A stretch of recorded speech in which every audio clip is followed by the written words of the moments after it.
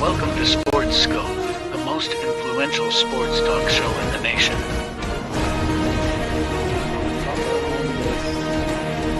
What is today, the 19th? Stay tuned for updates and great sports content. Hello, everybody. Welcome to Sports Scope. I'm your host, Robert Butler, on this 18th day of July. Here, got a great show with you. Got Mad New Yorker, Carlos Mad New Yorker Chavez back behind stage. We are live here and going to talk to about Russell Westbrook is going to sign with he's going to sign with Denver with Joker and help them off the bench there in a trade with some minor players. But basically, he's going to be a Denver Nugget. Big deal there. Going to ask him about Jalen Brunson, also taking a massive pay cut with an extension there on his for the New York Knicks. Plus, there's a rumor that came out today of them possibly acquiring another big man. I'll bring that up as well. Stand by. We're going to take our first and only break here. Got a few other things to talk about. We'll ask him about that Jaylen Brown situation. Plus, SEC Media Days were this week. Get his thoughts on a few things there with Kirby Smart and Georgia and the SEC championship coming up. So let's take our first and only break, and we'll be back here shortly. We'll hit the ground running here on Sports Scope. Hello, Sports Scope followers. The program has seen tremendous growth since going 5 days a week. I just wanted to thank everybody for your cash contributions and sharing the program with friends and families. Just a reminder, if you want to contribute to the program, go to the Cash App, the cash sign, and Sports Scope. There are other ways to contribute to the program listed at the bottom of the screen. If you want to advertise on the program, go to sports, that is sports with an S, another S, scope, SKOPE, at gmail.com, just like it's listed at the bottom of the screen. Thank you and enjoy the program. I'm Mac, CEO of National Streaming Sports and host of the Mac and Jack Sports Show. You're watching the Sharp-Dressed Man and the Big Story Breaker, Robert Butler, on Sports Scope, Monday through Friday at 8 p.m. Eastern on National Streaming Sports. All righty, then I'm back here live. Had to change ties. I had this really cool aqua colored tie on, but with my green screen back here, it looks like I'm part of the background here. So go bleep and figure for nothing. Okay, Carlos, I had to ask you about this news that came out this afternoon. The Joker and the Nuggets, they have been bucking for, I've been reading this over the summer, to get a Russell Westbrook to come off the bench. They lost Kentavious Caldwell-Pope in the offseason here through free agency. Looks like he's going to be there as a backup point guard. I think it's a great signing for this particular role. They probably still need one more player. They still need a little bit more depth. That's something they can do around the trade deadline. Other than that, I like Westbrook. I just don't want him having the ball in the last 5 minutes. But for this role, I think it's a good play because they could have used the Westbrook being down, blowing that 20-point lead in the third quarter against Minnesota last year. They needed a fire plug like a Westbrook. No? Yeah, I know. Good evening, everybody. Happy Thursday. So how about? Let me ask you this question: if Russell Westbrook was on that team and they were losing, and you put him in, you think he would have stopped the bleeding? Is that what you're saying? It would have stopped the run. His energy stopped the run by Minnesota. They were up 20 in Game 7 against Minnesota. Blow that lead. Yeah, Westbrook can get you a quick 5 and really catapult you. He's an energy guy, you know? I think we all want to see him as an energy guy, but he's not that guy anymore. He wasn't that guy last year. He wasn't that guy the year before that. Now he's like looking to just sneak another 25 mil from another team. How about this? He's maybe a number 9 player on any team. He's good for depth. But if you're gonna use him up in the beginning of the game, and don't even put him in the back end of a game, because he's not that spark plug that you think he is anymore. I mean, he's older. His shooting percentage wasn't ever that high, anyways. No, and like he's not that great on defense. He does some things well. He reads the game pretty well. But if I would pick him up, I wouldn't have picked him up and spent that money that they're spending. I don't think they spent that much on Westbrook. He's 30. Yeah, he's 35. Yeah, like so. What kind of spark plug do you think he is, Robert? He's 35 years old. Yeah, he's going to be 36 in November. Right. So he's just 8, 9 guy. I think that's not bad for an 8 or 9 guy. Right. That's what I'm saying. But don't say that he's going to come off the bench and stop a team from bleeding now and change the course of a game, because he's not that guy anymore, and he hasn't been that guy since like 2018, maybe even. You're thinking that he's not going to be a starter. No, I'm not. But he thinks he's a starter. He plays like he's a starter, and that's his problem. Like he played 68 games. This guy, I like to see him get a ring. I like his work ethic. I don't like his play. You're thinking of the Russ from like Oklahoma City when he was like, like he's not that player anymore. And I just feel like everybody's always talking. Like he gets his numbers. He gets some stats. He's been packing them in to keep that contract money going and staying stable. But as far as that, he hasn't helped any team in the last. He played 68 games last year. He's 11-5-5.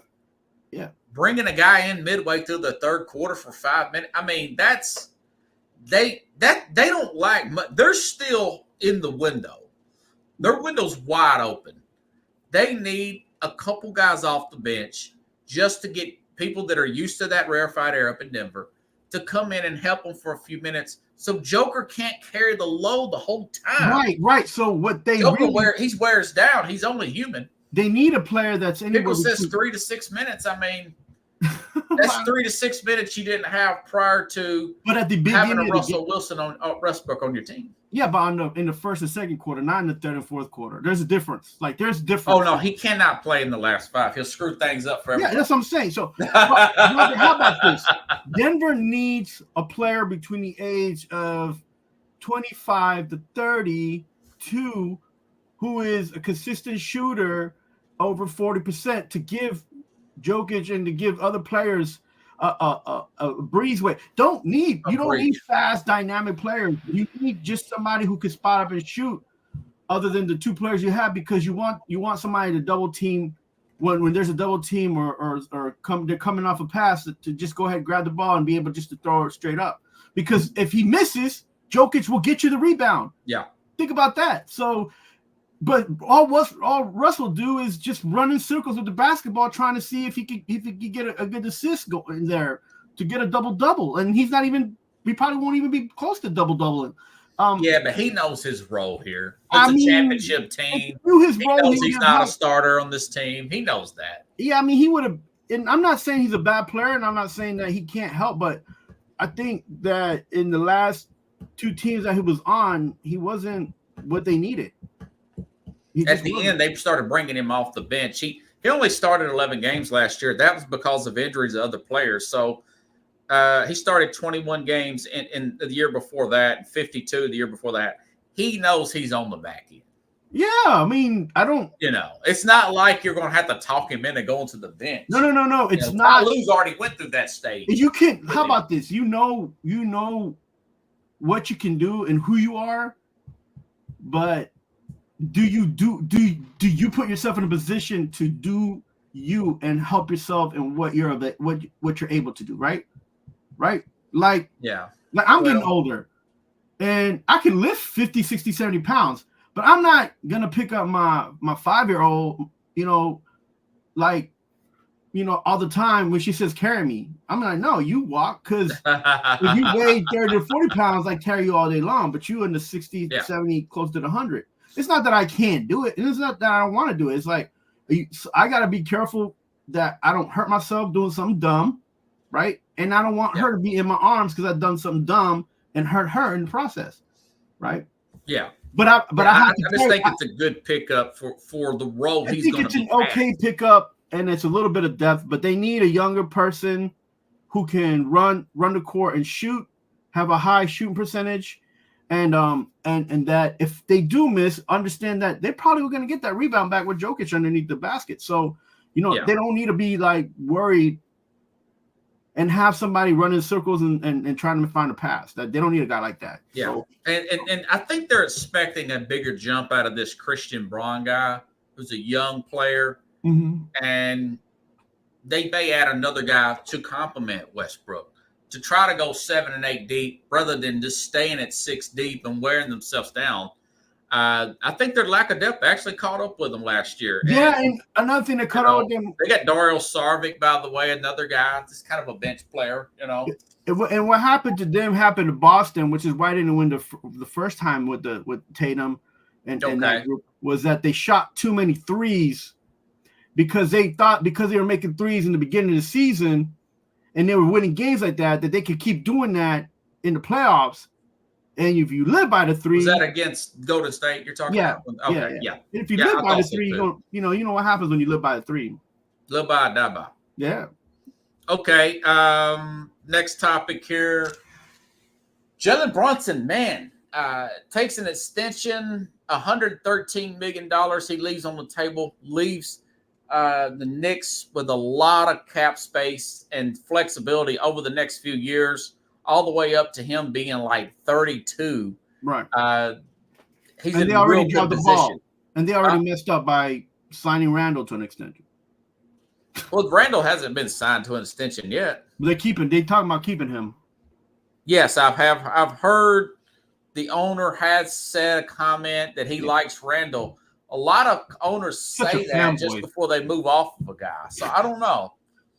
I would. I mean, he's like, well, we have money to keep Randall now. I was like, that's not what you want to do. Like, well, it came out today. Kind of tease this before the break that they're interested in looking at Atlanta's Clint Capella, 30-year-old Clint Capella, 11 points, 10 rebounds, 1 assist. That's a big they need. They need a big. Yeah, well, I mean, they need Robertson. Right. And what they need to do is just stay out of the 30 range because the way that Tibbs coaches and I know you want a guy that's like an infant. Yeah, if you can crawl and roll over and just suck on a pacifier, you'll be all right. No, but the severity of the fact that these guys are playing longer minutes, and then they're not available during the playoffs because they're injured or something. Like you see what happens if you play who you got and you got a lot out of them. Yeah, they got they on Hartenstein. They let him go, but they got a lot out of him. So listen, and I've been telling him if you're gonna run your players dry and just gonna have them just the head down to the knees, just play who you got, right? Yeah, just play a whole bit, and you're never gonna know where they're gonna be at if you don't let them play and be on the court and get experience, right? Yeah. So play who you got, and if you don't like who you got and the way they play, go ahead and get rid of them. Like what are you holding? You're the coach. You see what you have. What do you can't just be like, I don't want to play him. Not signing Hartenstein. Maybe ownership didn't think they was going to get Brunson to bite on a deal this team friendly. What I think it was, and Hartenstein didn't take that much more money. He just gets more money on the back end because of the taxes that where he's at is less. So it's true. Oklahoma City, yeah. So he got he's gonna be. It's almost the same deal. Maybe there's a few million on the table that he left, but look, and they weren't gonna give him that respect. Like I feel like Hartenstein had a contract, and he met every single every single thing on his contract, and he got extra money because he surpassed all the goals that are on the contract. Okay. Right. So he played out probably better than like 3/4 of the roster did, right? Yeah. So if he plays this year, you got to give him a bigger contract than what he's worth. If he played out this year. Yeah, right? It's rare. It's unfortunate that they let him walk. I'm a big fan if they could pull off a Clint Capella thing. Yeah, Randall, they need to move off Randall, but I know he really likes Randall. They did go 12-2 when Randall was there with who's the guy they traded for? OG Anunoby last year. So it's not like Randall was totally bad, but Randall shoots terrible in the playoffs. I think he understands his role now, though. I mean, but that's his team, you know. Yeah, but that's not going to stop him from taking a 3-point, thinking that he's wide open and he can make it all the time. Well, I hope that does. Those kind of shots, not passing the ball and getting an easy 2, going from the inside outside and then taking a crazy 18-foot shot. Those small things just kind of drive you nuts, and you're like, man, you know, you understand. And he's played more minutes, and people are like, oh well, you know, he's doing good. Yeah, because he plays more minutes. He should be getting the stats that he's getting if he's playing minutes. But he should have gotten more and better stats had he just kept the game simple and just stayed near the goal line, stay near the field goal, the free throw line, and just, you know, stayed around that area, and he would have been okay. But now he would play like he's playing, you know, 3-on-3 basketball, taking it back to the 3-point line, shooting up shots sometimes, and you're just like, what are you doing? Yeah, that's true. You know, and those kind of things are frustrating. Yeah. My point about Brunson, you never really hear, and maybe you have, I've never really hear a guy say, you know, I should have never took less money to stay with that team. I can't believe it.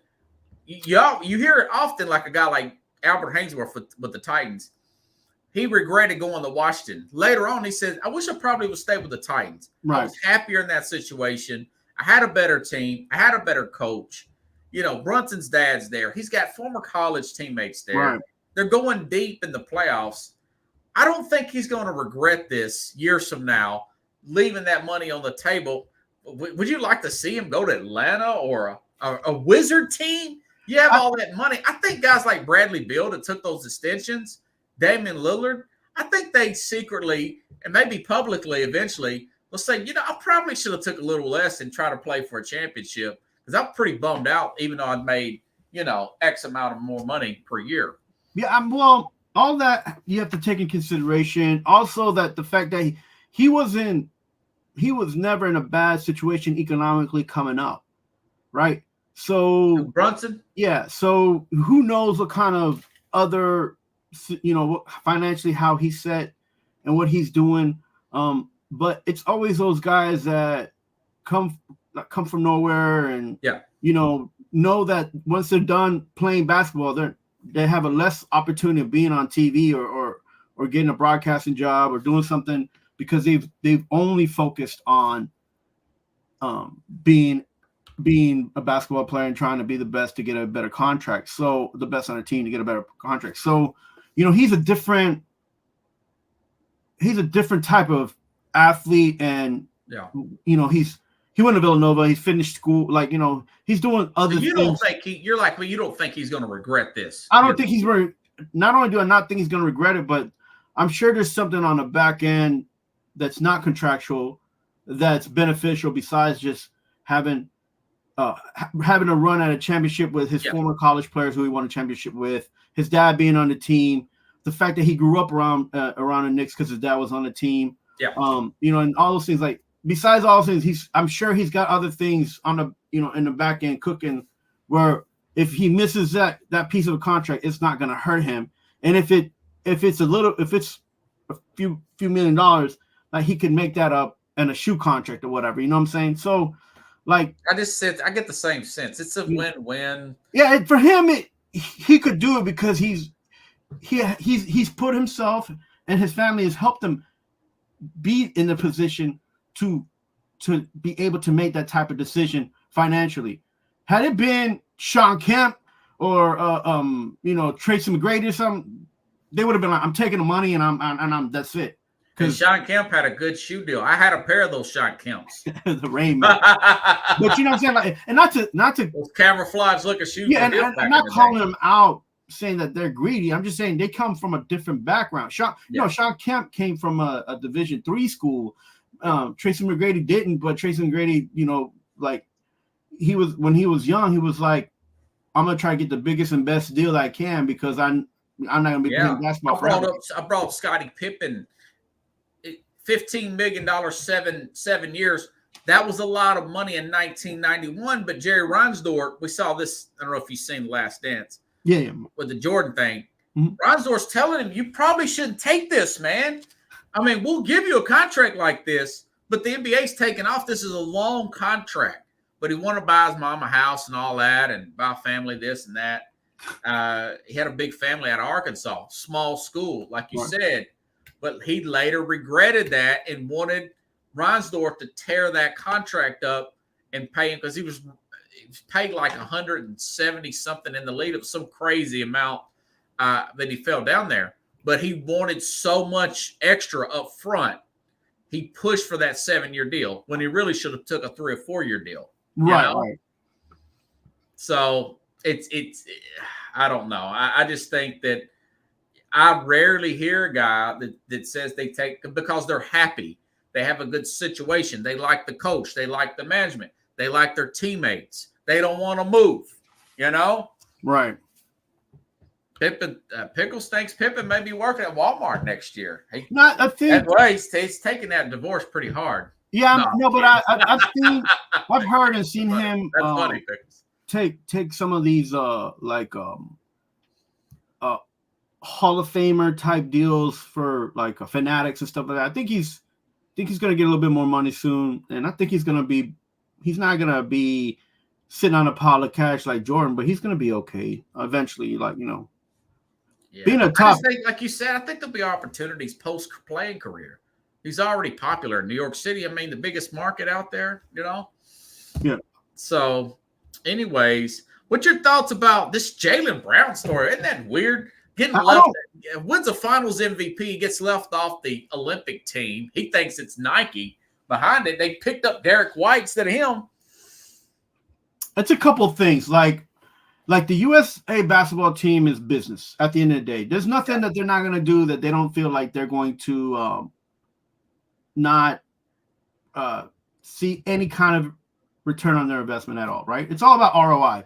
And they're kind of center heavy and they're kind of guard heavy anyways. And the players that they have are injury prone, like for instance, Embiid and Anthony Davis, but they're like the best centers that the US has to offer, right? So AD's playing great. Right. And so but then they're guard heavy because they got like Tyrese Halliburton, they got Drew Holiday. And I'm not saying that they don't deserve that position, right? But to me, if you're gonna keep the older players, Halliburton's on the team. Yeah, and also listen, and man, KD's Pace really is getting robbed, man. And then KD is on the team, but he's hurt all the time. He's coming off of an injury, right? Yeah. So like that Adebayo, he's gonna be okay. He's not injury prone. Yeah. He could get injured, but he's not one of those players that is always you're like afraid to be playing him 3 days in a row. Like you're not, he's good. But then you're keeping these guys like Curry and Durant and Davis, who's injury prone. Hold on 1 second. Okay. Cool. Yeah, having those guys, Joel Embiid, and then you still have to keep LeBron James because you got to sell jerseys, right? And that's going to be probably his last hurrah. Right. So they're not. And if it's a Nike thing, there could be a little bit of truth to that. But yeah, he's saying that it's Nike because he's.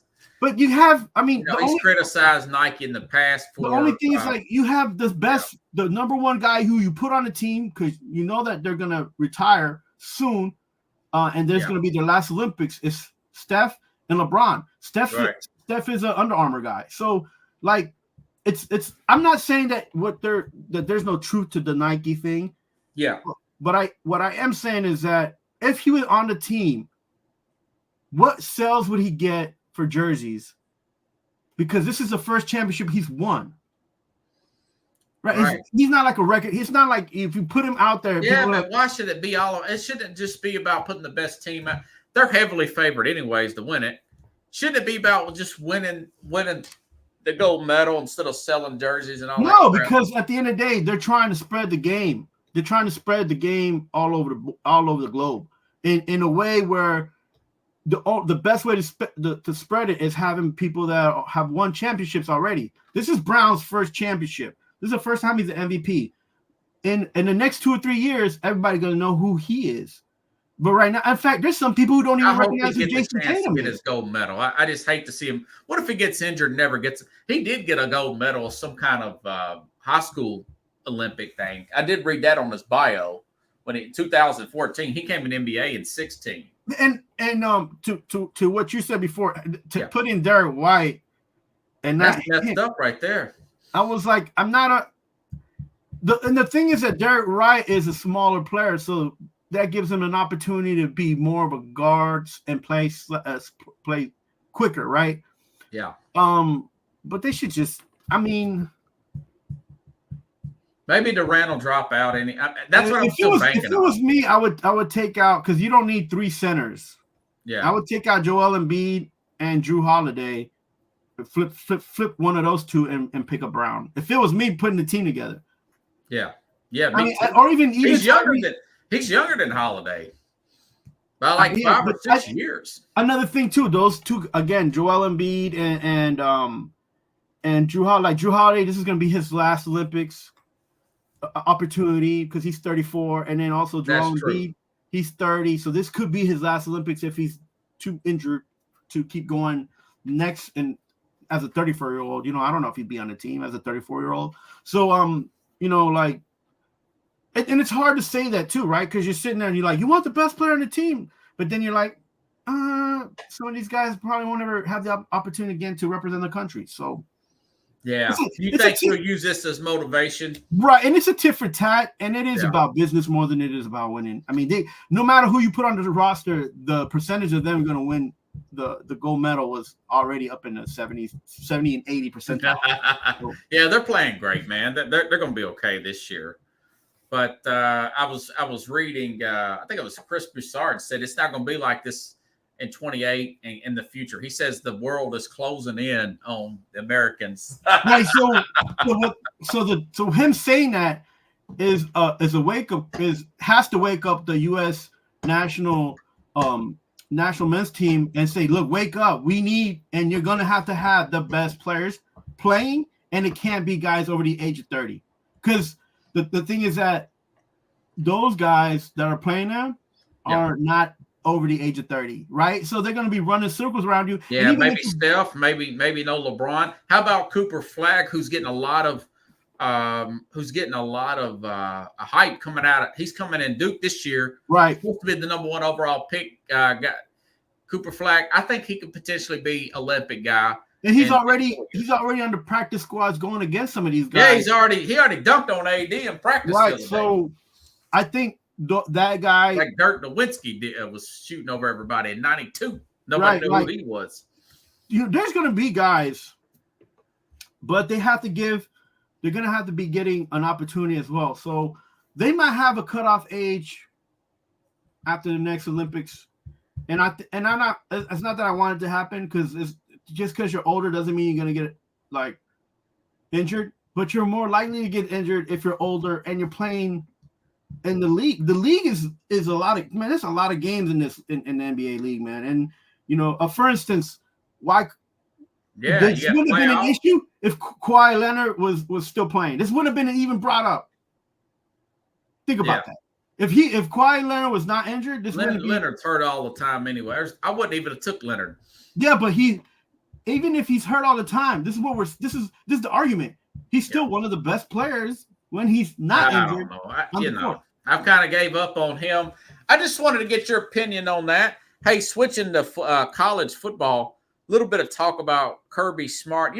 Kirby Smart's 47, 2 national championships. Paul Feinbaum brought this up on ESPN earlier this week. He's got more success than Nick Saban did. Nick Saban didn't win his first one until he's 50. Right. Will he catch Nick Saban with this new format at 7? No. There's no the way he won 2 at 47.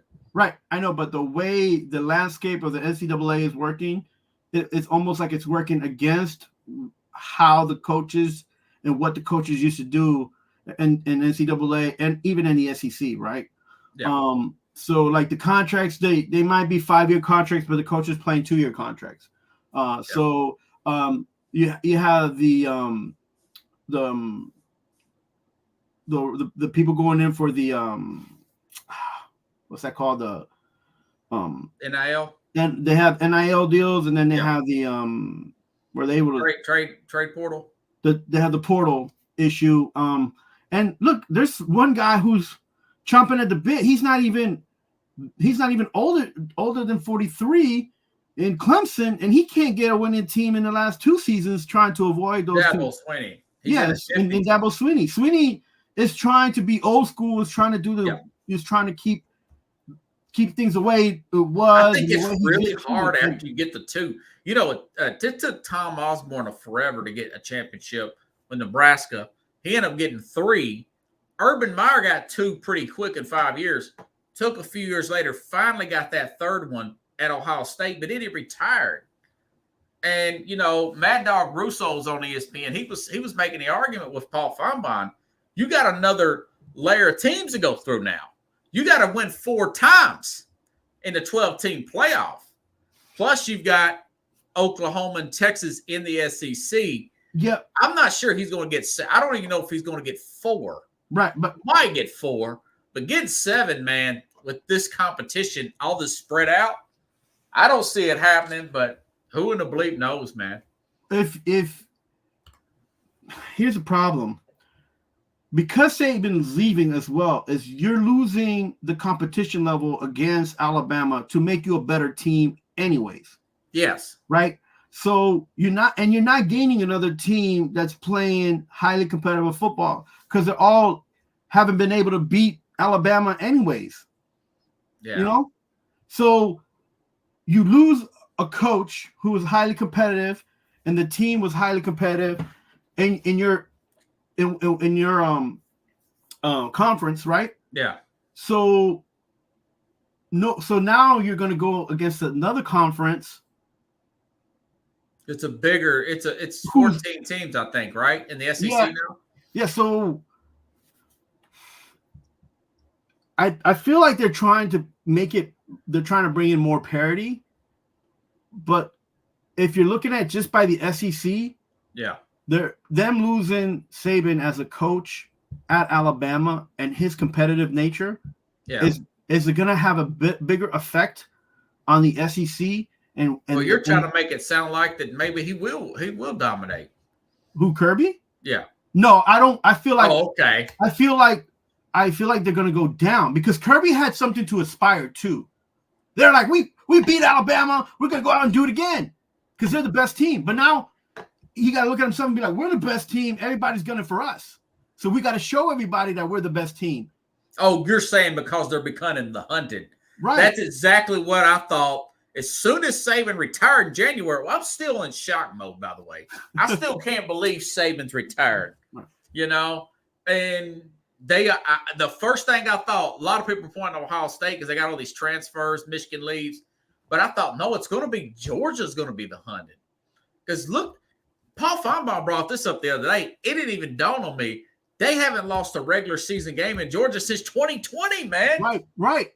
And their biggest competition was who? Alabama. And you called the score 27-24. And who did Alabama beat and Alabama beat them the first time, and then the second and third time they beat Alabama. But they're not going to have a team to go against like Alabama and the SEC anymore.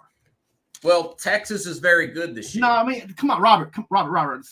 Be real. I mean, yeah, Alabama's Saban. Tennessee can get better. They're going to name the field after Saban, by the way. Tennessee can get better. Kentucky can get better. Ole Miss can get better.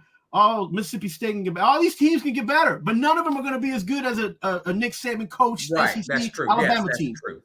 And none of those schools had been getting top-rated 5-star players like Alabama and now Georgia, right?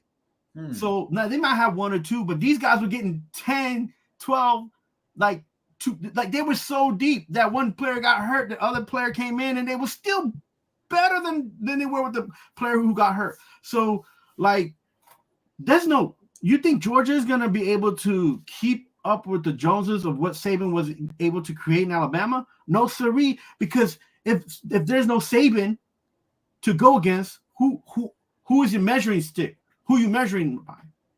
Yeah, that's true. And you can't bring me no name like Michigan and Ohio State because that ain't the SEC. First of all, that ain't the SEC. That's true. And second of all, Michigan's going to go the other way. it's like so. Left.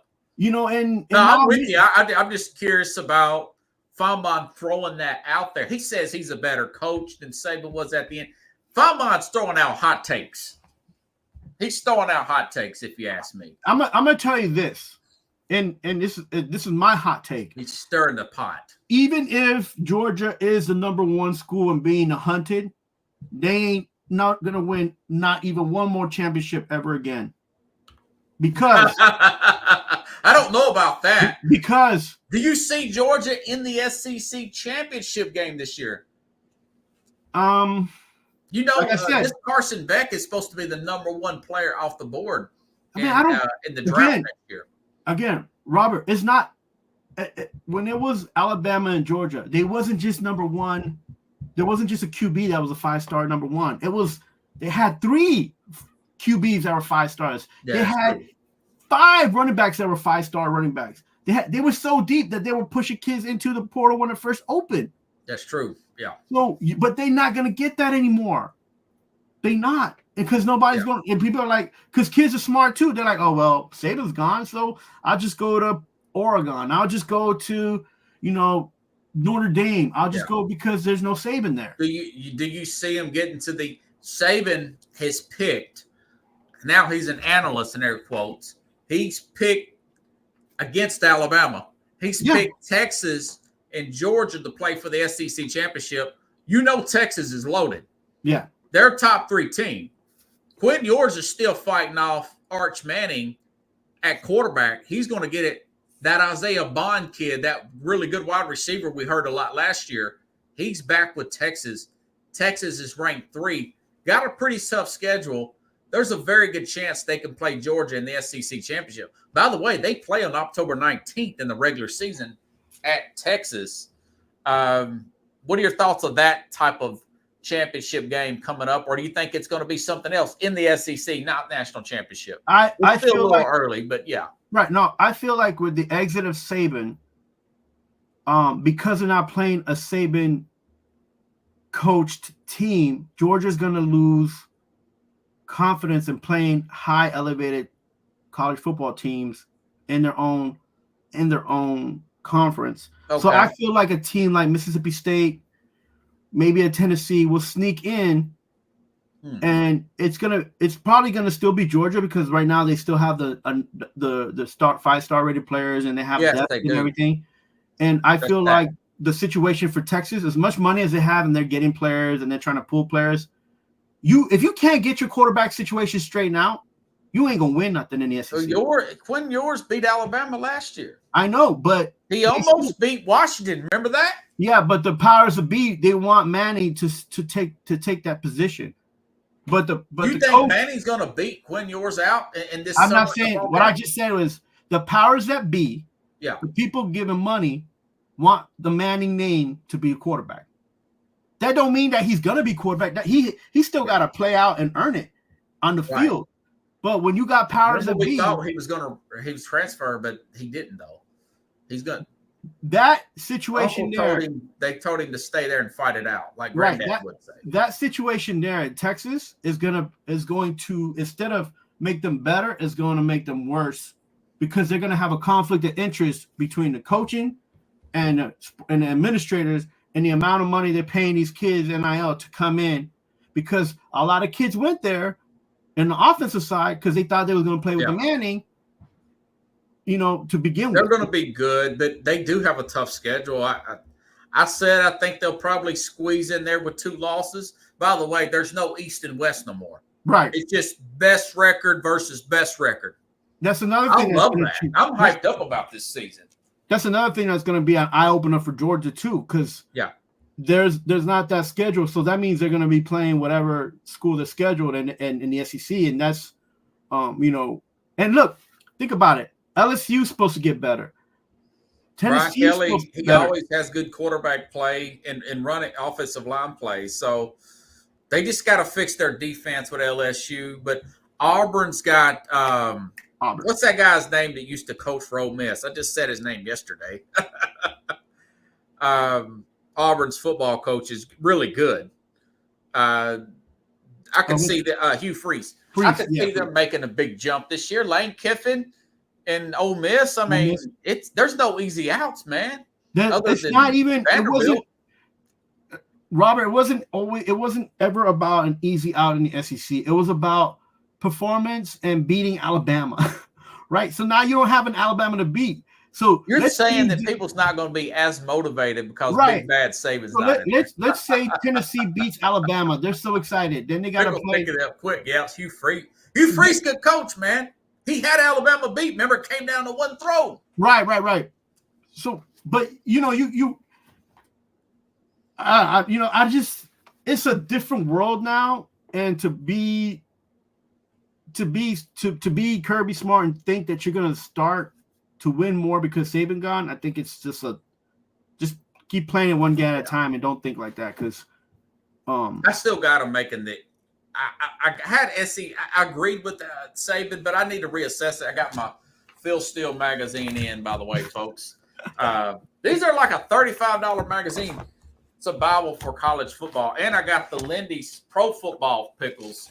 This has got Will Levis on the front page. I got those two at Barnes & Noble, so we'll be breaking down some stuff here in the next 6 weeks or so. My man looking like a librarian over there pulling out different types of articles and periodicals. Listen,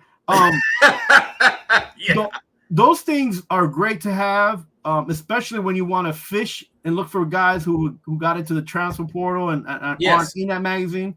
Yes. But at least you have a starting point, right? Because these kids going back. These kids flip flopping more than a 99 flip flop that you find on the beach nowadays, floating in the water, man. These kids. I mean, there's so much competition in the SEC. There's a possibility both teams could have 3 losses. Yeah. They're going to beat the crap out of each other, man. I have a feeling that LSU and Ole Miss are going to take away a lot of these opportunities for a team like Georgia and Texas. And look, if they do, Tennessee has an opportunity maybe to come in as a second team. I'm curious about Tennessee's quarterback, how well Nico's going to – he looked great in that bowl game, didn't he? Man, he just looked like he's already for NFL. The way he was just every snap, he knew where the ball was going to go. He knew what he was going to do with the ball. He didn't, it wasn't just he was just playing. And it's hard to find kids that have that kind of confidence. So yeah, and it will be interesting per se, to say the least. I mean, like I said, man, I can't wait. But who you picking out? Oh, I forgot to ask you about the NFL here. What about Brandon Ayuk? What about Brandon Ayuk? My man said, use me or trade me. My take is a little different this time. Ayuk's very young. Mm-hmm. I would actually figure out a way to pay Ayuk. Believe it or not, I'll figure out a way to pay Ayuk because of Samuel's age. George Kittle's 31. Samuel's 28 and a banged up 28. Banged up. Of course, you got a 28-year-old running back there. For this year, because they're not paying Purdy nothing, try to find a way to go ahead and pay and extend Brandon Ayuk and maybe move off another player in the offseason if I'm 49ers. What do you think about Ayuk requesting a trade request? Because they can't get between 28 and 30 million. They can't make up that difference there. Right. And, for 26 and 30 million. No, and like what you're saying is correct. Even though Debo's the number one, he's a beat up number one. Yes. And they already paid him, right? Yeah, he's $28 million cap hit. And then I've been watching that wide receiver show on Netflix. Man. And they're kind of like the personality of the 49ers, him and Kittle, right? Right. And they really feed off each other. And Ayuk is that third person, man. Ayuk is that tripod that nobody's talking about. He only got 8 targets at the Super Bowl. He probably would have got double that had Debo Samuel. That's a lot, though. 8's pretty good. 8's okay, but eight ain't gonna get you paid, and I think that's gonna be more of an agent thing, trying to persuade Ayuk to go somewhere to get paid 8, because the wide receiver market is so open and so large that they can get money now. And I don't. At the end, he should take over his situation and stay. I'm with you. I agree with you. He should stay in San Francisco. That's the best place that he could stay, where he knows the quarterback, he knows his teammates, and they have a chance of being in the playoffs again. Where if you go anywhere else for a payday, you're going to be responsible to take that team to a playoff, and you have to work with a new quarterback, new teammates, a new coordinator, and it's something that you're going to get paid, but it's a consequence that you have to kind of work with. And I don't know who his agent is. I should have looked that up. But if I'm Lynch, I don't want him to go either, because if something happens to Debo, you're just grabbing at straws at that point. And so keep him. And if you're Ayuk, stay. That's the best opportunity you have to be going to a Super Bowl. And New England has acquired interest. My take on New England, I was reading some Pro Football Network. It's a new website. They were throwing out second-round pick, second-round pick, coming back. Now, if New England, as bad as New England could be, if they offered a first-round pick, could be a top 10 pick, then I may reconsider that, right? No? The problem is Ayuk is not on the field enough to garner that first round pick. If you're going stat wise and you're going into looking at the numbers and statistics, Ayuk not You're being on he's not going to be a 100 catch a year guy. I get right. You. That's and it's not that he can be, because look at this guy who went from Arizona to Jacksonville and he's tearing it up. Kirk. That's he's making his money and he's making it loud. He plays big. Yeah. And so Ayuk can do the same thing, but his contract won't be as big. And on top of that, who's he playing with, man? Who's his quarterback, right? Yeah. So and the scheme, the offense, I mean, it's a lot to look like. If it's just 2 or 3 million, I think San Francisco, they're already going to rob you because you're in California. If I'm Lynch, maybe I try to push that number up just a little bit and make this guy happy, man. It's just food for thought. But he is a wide receiver for them, Has San Fran used their franchise tag yet? No.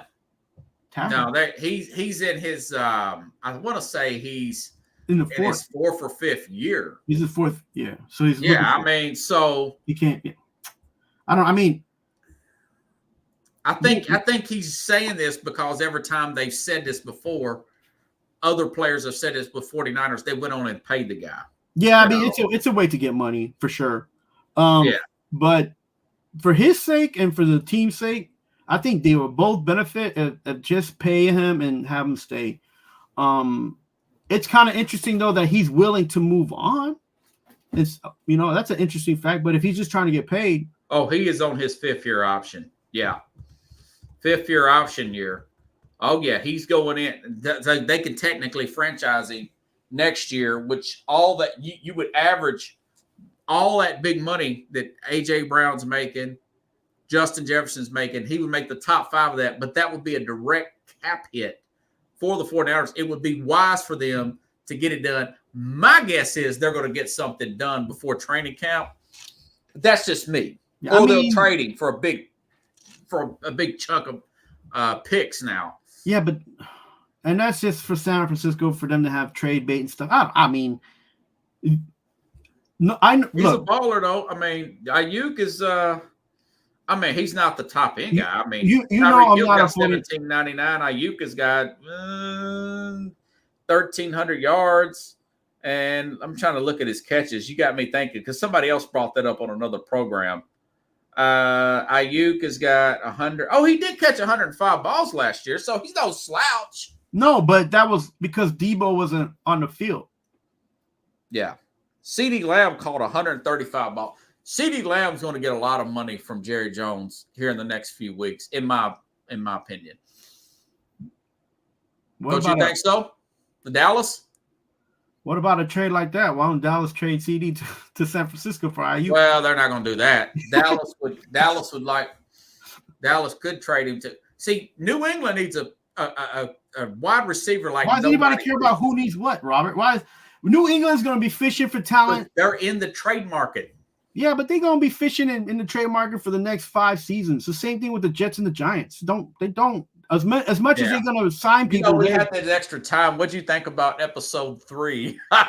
Boys, is Sheehan in trouble? What?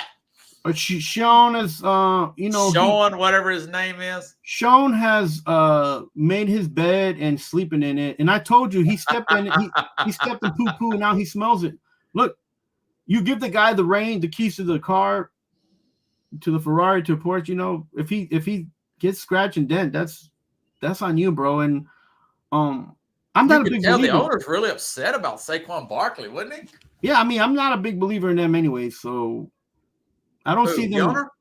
No, I don't believe in Dable or Sean. Yeah. I don't. Yeah, I think we were right last week, man. And it was just more evidence of that in this week's episode when he's like, he's like, this would really be disturbing for me to see Saquon go to the Eagles. Yeah, so they're like 5 minutes later. Oh yeah, Saquon, he's with the Eagles, by the way. Yeah, here's $1 million in difference in guaranteed money, man. Yeah, and the funny part was, and I got killed with this from other people. Hold on a second. What happened? Go downstairs. Baby pooped on the floor. Okay, I'll get it. I'm sorry about that. That's all right. So and I got a lot of, man, I got hit hard by a couple of my buddies and who have season tickets for the Giants that I always help the part with them. They're like, and I was like, just sell both of them. You can't sell the heart of the team, the face of the franchise. I was like, bro, they could sell you $40 liquor at the game and you buying it. So yeah, this is business, man. This ain't nothing about what you want. This is about what the owners can bend a break on. Did they want to keep Barkley? I think the ownership would have liked to kept Barkley. Yeah. Because I'll talk about your friends. Oh yeah. Yeah. They're like, we shouldn't have signed Jones. We keep out. I'm like, you can't say this and that because that's what happened. It is what it is. I personally said, I was like, if you can't make up your choice, you can't make up your mind on the choice of the matter in the situation. Get rid of them both. Save your heart, and go through the heartache, go through the pain, but you got money. Because money matters. Money talks, and then you slowly bring in pieces, you move things around, and you build up again. Right? Did you see they talked about it again with the Brian Burns trade. 2nd round pick, $158 million contract. Whew. And he divvied out all the offensive linemen that they wanted. They got 2 of the 3. The guy Jermaine something from the Raiders. I don't have his number. And who was the other guy? John Runyon from the Packers. But they also had this guy named Robert Hunt from Miami that ended up signing with the Carolina Panthers. I'm thinking, yes, it was a guard. He was one of the higher rated offensive guards. But Sheehan's talking about the whole show so far. We need an offensive lineman. We're getting blah, blah, blah killed. We're getting Daniel Jones killed. We had 3, what did he say? We had 3 practice squad guys playing at one time. I'm thinking, well, why don't you just go all in on the offensive lineman, keep that 2nd round pick, and use that for another defensive lineman instead of just making that splash play going after Burns. Burns better have 15, 17 sacks for the kind of money they're paying him. He might do it with Lawrence and Thibodeau, but Thibodeau's got to carry his weight, man. Everybody's going to have to step up. Yeah. These 2nd year, 3rd year players who were highly picked. Like Thibodeau. Yeah, like Thibodeau are going to have to make noise. The thing is, this guy's relationship with Charlotte, though, is the reason why he was on that Kool-Aid, because he's like, oh, I know that guy, I have a relationship. Oh, I hated that. Yes. And it's like, it doesn't matter who you know. Who do you want? Who do you want on your roster and go get them? That's your job as a GM. right? That's your job as a GM. And if you're a cutthroat GM and you're like, I'm just going to pick young guys and have them grow up and okay, be like that. But if you're a guy like that guy from the Rockets who's just and now in Philly, whatever his name is, Daryl Morey.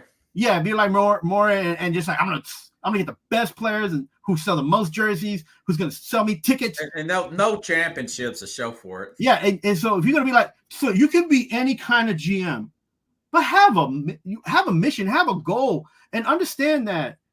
Like I didn't like that either. What he said about Dan Morgan. Like, yeah, I worked with him. Remember, he's trying to get another 7th round pick. He's like, Dan, we're going to do business for a long time. But he didn't give him the 7th round pick. But I'm like, dude, they could have not signed Singletary either and got this other running back out of Texas with that other 2nd round pick and not taking that other safety.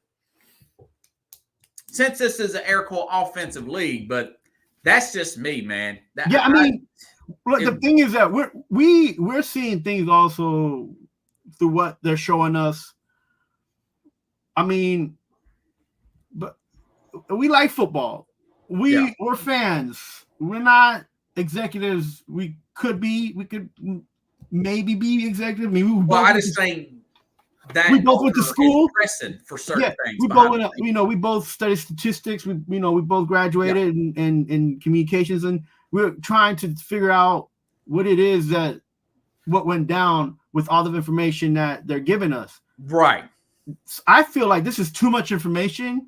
I had already made up my mind about Schoen and Daboll, right? And now the information is coming out more and more, and people looking at me like, "Oh man, this guy he's making a point now." So now everything I have said in the past is starting to come to light. Like, did I know something that was going on in that executive office and in those rooms and in Giants at MetLife? No, or the Giants house? No, but like when I hear something and I see what they're doing on paper and it matches up, as a fan, I'm like, I don't want that. I don't want that. Like, and I was okay. My heart was open to say Daniel Jones got to go, Barkley got to go, and then we'd have been okay because I would have been like, we'll move forward and we'll move on from that. Yeah. But the way he did it, like, it wasn't kosher, man. You know what I'm saying? It wasn't kosher. The fact that he's trying to be buddy with Barkley. We talked about that last week. Yeah, it was like, I feel like letting him test the market. Now, I do think they'll get a compensatory pick for that, but that's for this year. It's not for, or that's for next year. It's not for this year. It's not going to help him right now. Right, and you know what I dislike about the show is that they show Daboll talking to these quarterbacks, blah, blah. They didn't show him talking about Saquon. Does he want Saquon on a team? They didn't show any of that. I don't think he did. I think he'd take him or leave it. I think Daboll's pretty self-assured of what he's going to do. And that's your offensive coordinator. I don't know if Daboll and Schoen like each other. Did you see the way he walked out when he was asking the defensive coordinator about Brian Burns' sacks? He just shut the door behind him. He just walked out. I was thinking, you don't want Brian Burns. Daboll wanted another offensive lineman. Then they would have had 3 offensive linemen that were veterans and ready to go with Andrew Thomas. In this football league that we're in now, the 2024 league, you really have to have a good offensive line. The teams that spend money on the offensive line, their rival, the Eagles, they win games. They go to the playoffs, man. Yeah, but now the Eagles are in trouble, right? Because they had New Yorker wants a clean house. They had he does, man. The Eagles have lost 2 guys, one to retirement and one to free agency. That's true. 2 major. Hopefully, their fill-in guys are supposed to be ready to go. You know what? When you tell me that, Philly sports guy. You know what I hear and what I see. You tell me that, and what I hear and what I see is like, they might be some sacks coming through that area. We'll see. I mean, Barkley will probably I think he'll probably end up doing well. I think that's. By the way, for the record, Barkley's just looking for a reason to get out of town. He knows that's a train wreck up there. He wanted to go to a winner. I agree with you. No, because you can't be a top 5 running back and still not be on a winning team. He wanted to go to the Eagles. He was the only guy scoring touchdowns. Yeah. Think about that. I can't his quarterback wasn't throwing any. Man. So they play in October. They're going to boo the heck out of Barkley in there. No, but here's the thing. In MetLife. What the Eagles did correctly was knowing that they're hurting on the line. They put an offensive weapon that now your defensive line and your linebackers have to stretch because they don't know if he's going to run the ball or catch the ball from the backfield. So they actually eliminated some of that whole stress about, we need to make sure that our line is at 100. Their line could be at 70, and they're still going to be moving the ball forward. Yeah. Right? Because they have Barkley back there now. They don't just have they don't have two small running backs. They got a big guy who can catch and who can run. Yeah, I think they're going to be pretty good. You got anything to plug? We're running over, man. No, man. Like, listen, I've been putting some stuff together. I'm trying to drop this the show in the next 2 days. It's just been getting information out. I'm gonna drop a couple of. I wrote a couple articles. I'm gonna drop on the Mad New Yorker Facebook. Okay. About what's been going up at the Euro Cup and then the nice. and the Copa America. So, and also what happened with the Rangers this year in New York. So I got a few articles I'm gonna drop. And then I'm just trying to get stuff together, man. So you drop some singles. You sound like an artist. Yeah, man. You know what happened? It's like it's the beginning of the summer for me. Some people are already at the middle of the summer, and it's this year. They're already talking about back to school stuff. Yeah, like I just got out. Like y'all just got done. I thought about you all when I saw those signs at the Walmart crap. Give me some school supplies. I don't want back to in New York. Look, I don't want to go back traffic. In New York, it's gonna start in the next 2 weeks. You know, because in New York, when you buy school supplies or clothes, it's like 100. Like if you spend less than 100, you don't get taxed for it. Whatever. Yeah, we got that too. Tax-free weekend. Yeah, the tax-free stuff. So, and I'm just like, but every time I go somewhere, everything I want to get they're already out of it. So I'm like, this. Oh God. You got to get out of that place. But then again, I won't have an ear to the ground to New York. So. Oh, don't worry. Man, you know, they so loud here. You can hear this freaking stuff in Singapore, man. Hey, whenever you come back to Nashville, let me know, or Clarksville. I'll buy you dinner sometime again. No, man, this time it's my trip, man. We'll anytime soon. Yeah, no, hopefully in August, man. I'll let you know. Maybe we'll do a show together somewhere. Okay, buddy. All right, man. The Mad New York. I'll see you next week there. You enjoy your weekend. Enjoy your games, guys. See you. All right.